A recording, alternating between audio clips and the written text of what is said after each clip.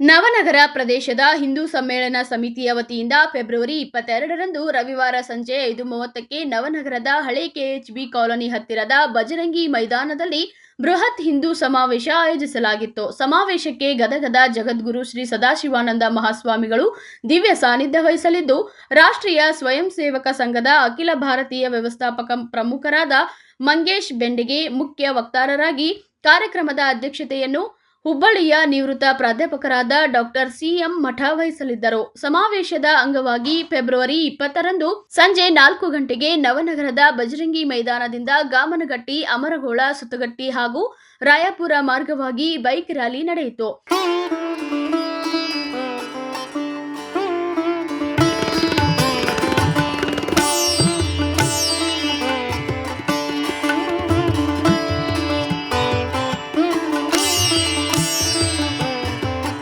February 22ರಂದು ಮಧ್ಯಾಹ್ನ 3:30ಕ್ಕೆ ನವನಗರ ಮುಖ್ಯ ದ್ವಾರದ ಶ್ರೀ ಮಾರುತಿ ದೇವಸ್ಥಾನದಿಂದ ಬಜರಂಗಿ ಮೈದಾನದವರೆಗೆ ಮಾತೆಯರ ಕುಂಭದೊಂದಿಗೆ ಶೋಭಾಯಾತ್ರೆ ನಡೆಸಿದರು.